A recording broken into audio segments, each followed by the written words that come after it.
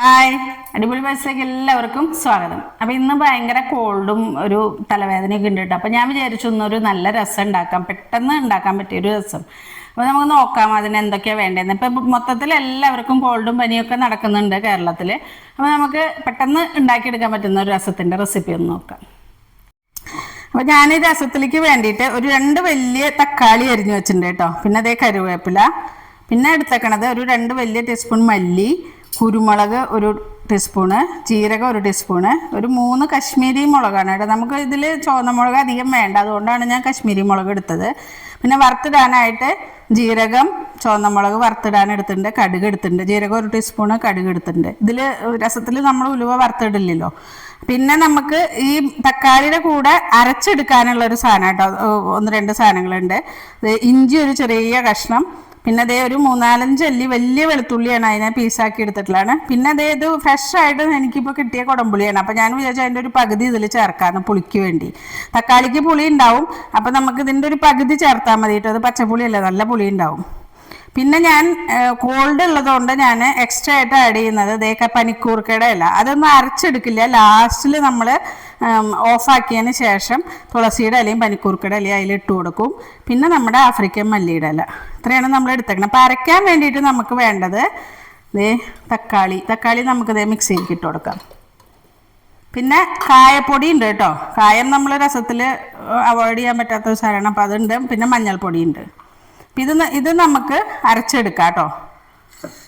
അപ്പം നമ്മൾ തക്കാളി, ഇഞ്ചി, വെളുത്തുള്ളി, മല്ലി, ജീരകം, കുരുമുളക്, കായം, മഞ്ഞൾപ്പൊടി, മുളക് എടുത്ത് വെച്ചിരുന്ന ചുവന്ന മുളക്, അതെല്ലാം കൂടിയിട്ട് അരയ്ക്കണം. അത്രയും നമ്മൾ അരച്ചെടുക്കണുള്ളൂ. അപ്പോൾ ഇതെല്ലാം നന്നായിട്ട് അരച്ചെടുക്കാം. നമ്മളത് നല്ലോണം അരച്ചെടുത്തിട്ടുണ്ട് കേട്ടോ. അപ്പോൾ ഇതിന് ഈ രസത്തിന് എന്താ വെച്ചാൽ നമുക്ക് അടിയിൽ ഇങ്ങനെ അടിഞ്ഞു വരില്ല. നമ്മളിപ്പോൾ രസപ്പൊടി, സാധാരണ ഞാൻ രസപ്പൊടി ഇട്ടിട്ടാണ് രസം ഉണ്ടാക്കാറ്. ഞാൻ പൊടിച്ചു വെക്കുന്ന പൊടി, പരിപ്പൊക്കെ കൂടി പൊടിച്ചു വെക്കും. പിന്നെ തക്കാളിയും വെളുത്തുള്ളിയൊക്കെ കൂടി അരച്ചെടുത്തിട്ട് അങ്ങനെയാണ് രസം ഉണ്ടാക്കുക. ഇതിപ്പോൾ ഞാൻ എല്ലാം കൂടി ഇട്ടിട്ട് അരച്ചൊക്കെയാണ്. അപ്പോൾ നമുക്ക് ഈ രസത്തിനൊരു കൊഴുപ്പുണ്ടാകും. അപ്പോൾ നമുക്ക് ചോറിൻ്റെ കൂടെ വേറൊരു കറിയൊന്നും വേണ്ട, ഇത് മാത്രം മതി. ഒരു 2 പപ്പടം ഉണ്ടെങ്കിൽ നല്ല സുഖമായിട്ട് ഊണ് കഴിക്കാൻ പറ്റും. അപ്പോൾ ഞാൻ തന്നെ കൽച്ചട്ടിയിലേക്ക് ഒഴിച്ചു കൊടുക്കാൻ പോവാം കേട്ടോ. അപ്പോൾ എനിക്ക് വെള്ളം ആവശ്യത്തിന് ചേർക്കണം. ആ കുടംപുളിയും കൂടി ഞാനിതിൽ അരച്ചിട്ടുണ്ട് കേട്ടോ. പച്ചപ്പുളി ആവുകൊണ്ടാണ് ഞാൻ അരച്ചെടുത്തത്. നമുക്കിപ്പോൾ മിക്സിയുടെ പാത്രം ഒന്ന് കഴുകിയിട്ട് നല്ലോണം എടുക്കാതെ കേട്ടോ.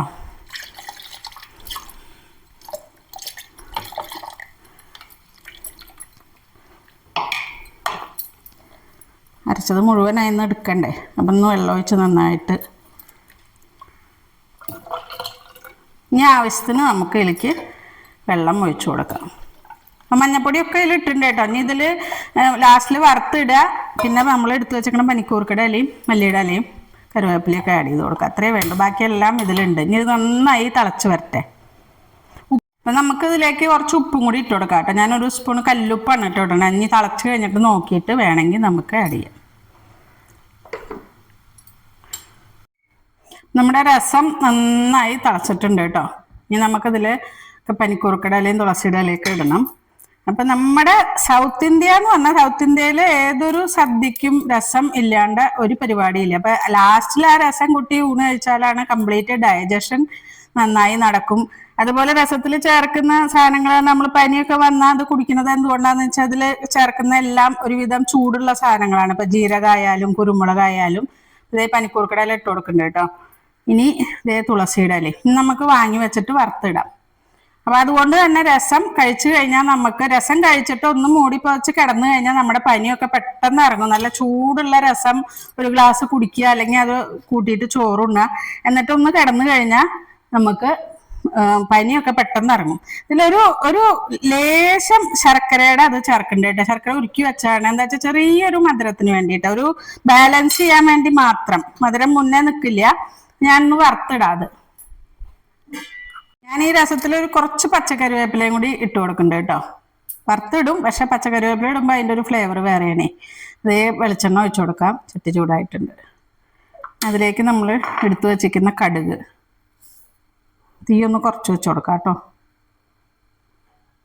ഇനി ഇതേ മുളക്, ജീരകം എന്തായാലും വറുത്തിടണം. ജീരകത്തിൻ്റെ ഫ്ലേവർ ഇത്തിരി നല്ലോണം നിൽക്കണം കേട്ടോ രസത്തിൽ. അപ്പം നല്ല ടേസ്റ്റാണ്. ഒന്ന് പൊട്ടി വരട്ടെ.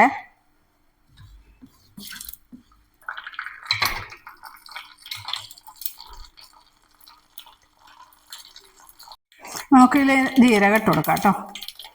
ഇതേ മുളക്, കറിവേപ്പില, ഒരു നുള്ള കായ കേട്ടോ. കായത്തിൻ്റെ മണത്തിരി രസത്തിൽ മുന്നേ നിൽക്കുമ്പോൾ നല്ലൊരു ഇതാണ്. ഒരു 1/4 ടീസ്പൂൺ കായം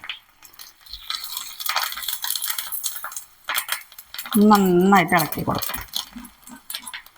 ആക്കാൻ പോവാം കേട്ടോ. നമുക്ക് ഇതിലേക്ക് ഒഴിച്ചു കൊടുക്കാം.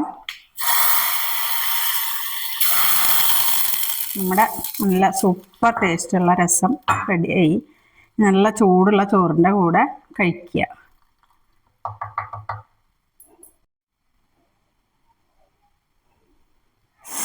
അപ്പം നല്ല ചൂടുള്ള ചോറും 2 പപ്പടവും ഈ രസവും കൂട്ടി കഴിച്ചാൽ പിന്നെ വേറൊരു കറി അതിൻ്റെ കൂടെ വേണ്ട കേട്ടോ. എല്ലാവരും ഇങ്ങനെ ഒന്ന് ഉണ്ടാക്കി നോക്കൂട്ടോ. നമ്മൾ പൊടിയൊക്കെ ഇട്ട് ഉണ്ടാക്കണേക്കാളും ടേസ്റ്റാണിത്. പെട്ടെന്ന് ഫ്രഷ് ആയിട്ടുള്ള മല്ലിയും ഇതൊക്കെ അരച്ചിട്ട് ഉണ്ടാക്കുന്നത്. പൊടി നമ്മളെന്ന് വെച്ചാൽ മസാലയൊക്കെ വറുത്തിട്ടാണ് ഉണ്ടാക്കുക. വറുത്തിട്ട് പൊടിച്ചിട്ട് വെക്കും. ഞാനും അങ്ങനെ തന്നെയാണ് ചെയ്യാറ്. ഇത് ഒരു വേറെ ടേസ്റ്റാണ്. എല്ലാവരും ട്രൈ ചെയ്ത് നോക്കുക. പനിയൊക്കെ വരുമ്പോൾ പെട്ടെന്ന് ഉണ്ടാക്കിയെടുക്കാൻ പറ്റുന്ന ഒരു രസമാണ്. എല്ലാവരും ട്രൈ ചെയ്ത് നോക്കുക. വീണ്ടും ഒരു വീഡിയോയുമായി വരുന്നതായിരിക്കും. Okay, by.